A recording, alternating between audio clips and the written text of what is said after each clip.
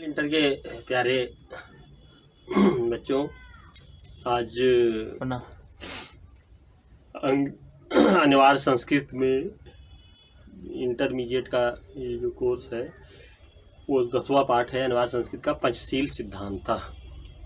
ये पंचशील सिद्धांत 5 नियमों पर आधारित सिद्धांत महात्मा बुद्ध ने इसके प्रवर्तक थे। और क्योंकि आप जानते हैं कि भारतवर्ष में बौद्ध धर्म काफ़ी इसका प्रचार प्रसार हुआ और चाइना में इसका काफ़ी प्रचार प्रसार हुआ, तो ये पंचशील सिद्धांत पूरे विश्व के लिए बहुत ही कारगर साबित हो रहा है। तो उस पर आधारित इस पाठ की हम व्याख्या आपको कर रहे हैं, भावार्थ सुना रहे हैं।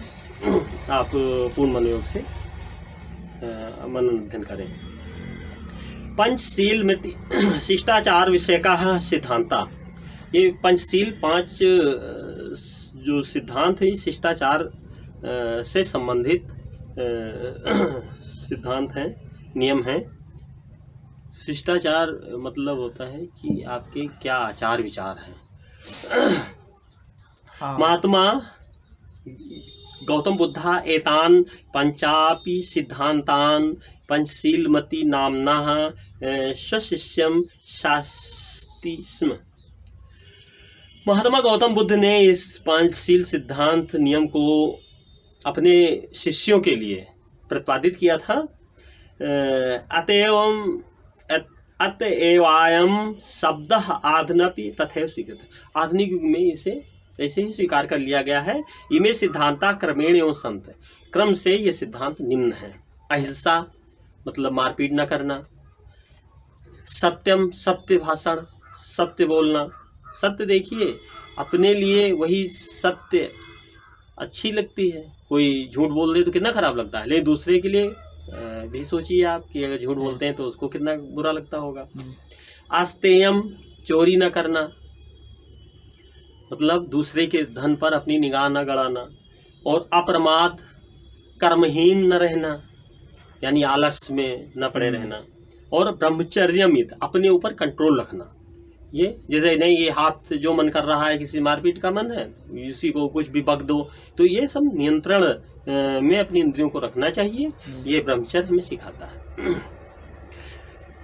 बौद्ध युगे में सिद्धांतः व्यक्तित्व जीवन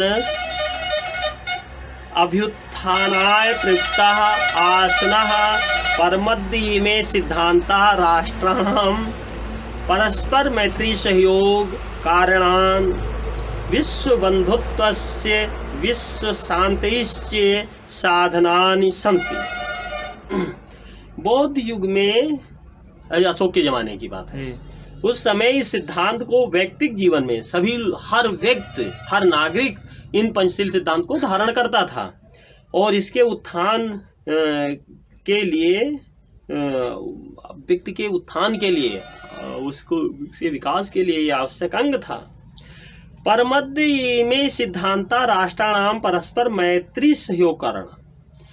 अब इस समय लोगों ने इस सिद्धांत को परस्पर आपस में सभी राज्य एक दूसरे से मित्रवत व्यवहार करें, इसलिए इस सिद्धांत को सब राष्ट्र लागू कर रहे हैं, पूरा विश्व लागू कर रहा है। विश्व बंधुत्व की भावना इसी से आती है।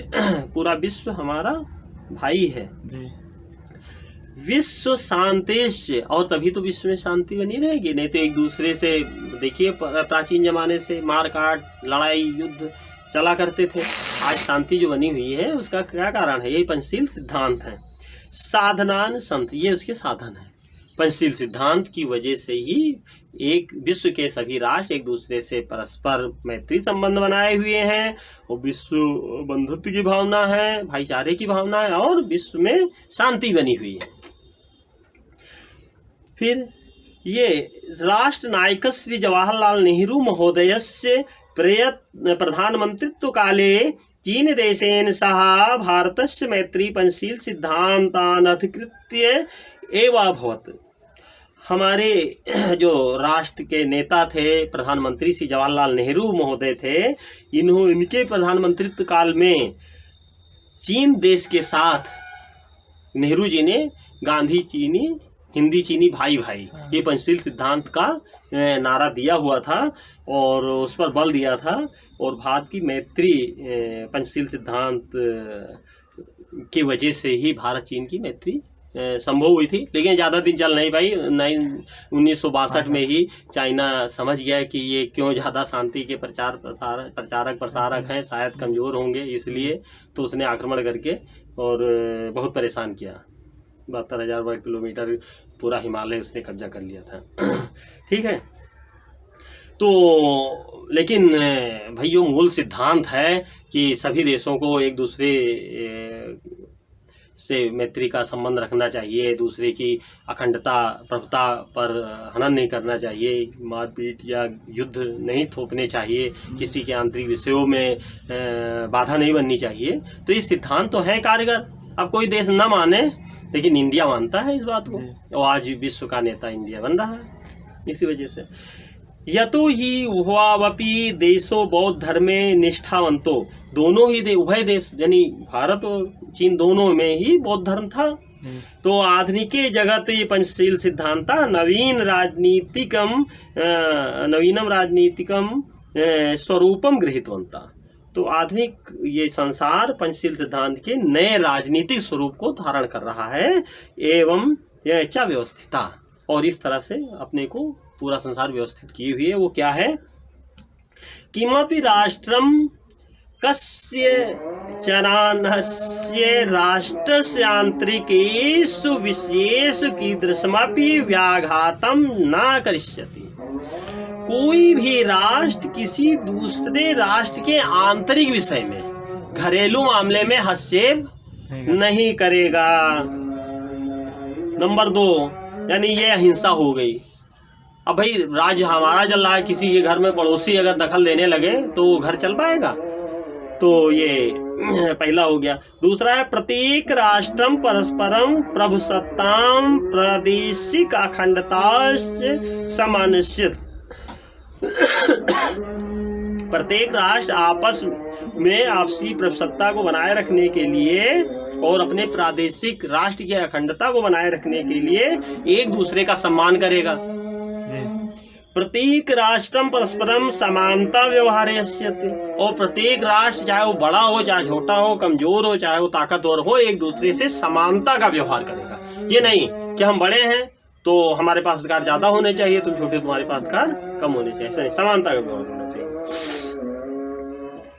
किमपि राष्ट्र परेण न कृष्यन्ते, इसका मतलब हुआ कि आक्रमण नहीं करेगा। कोई राष्ट्र दूसरे राष्ट्र के ऊपर क्या नहीं करेगा? आक्रमण नहीं करेगा। सर्वाण्यपि राष्ट्राणि मिथा स्व प्रभुसत्ता शांतयः रक्षन्ति, और सभी राष्ट्र अपनी अपनी प्रभुसत्ता को कायम रखने के लिए शांति की रक्षा करेंगे, अपनी अपनी प्रभुसत्ता को कायम करने की चेष्टा करते रहेंगे, बनाए रखेंगे। विश्वस्य यानि राष्ट्रान् शांतमिच्छति तानि इमान् नियमान् अंगीकृत पर राष्ट्र स्वमैत्री भाव दृढ़ीकुर्वन्ति। तो विश्व के सभी राष्ट्र शांति की इच्छा से, शांति बनी रहे विश्व में, इसलिए इन नियमों को अंगीकृत किया हुआ है और सभी राष्ट्र सब मित्र भावना को दृढ़ कर रहे हैं, यानी सभी एक दूसरे के मित्र बने हुए हैं। इसलिए राष्ट्रसंघ का, संयुक्त राष्ट्रसंघ का निर्माण हुआ और सभी देश में शांति भाईचारा पूरे विश्व में बना रहे। ये परिकल्पना इस पंचशील सिद्धांत की बौद्ध काल से जो चली आ रही है, आज पूरी तरीके से लागू है और सभी को इस पर अमल करना चाहिए, जिससे कि विश्व में शांति सौहार्द बना रहे। ये हमारा आपका आज का ये 10वां लेसन। मैं एक इंग्लिश का लेक्चरर हूँ और आपको हिंदी में, संस्कृत में भी, चूँकि ट्रांसलेशन मेथड से पढ़ाई कराना रहता है, इसलिए सभी विषयों पर पकड़ बनाए रखना जरूरी होता है। तो आप के लिए ये संस्कृत का भी पाठ मैंने इंटरमीडिएट के बच्चों को दिया है और अब मैं चाहूँगा कि आप लोगों का अगर ये आपके हित में लगे तो मेरे चैनल को, वीडियो को लाइक शेयर सब्सक्राइब करना ना भूलें और घंटे का बटन ऑल पे सेट करना ना भूलें। जय हिंद, जय भारत, नमस्कार।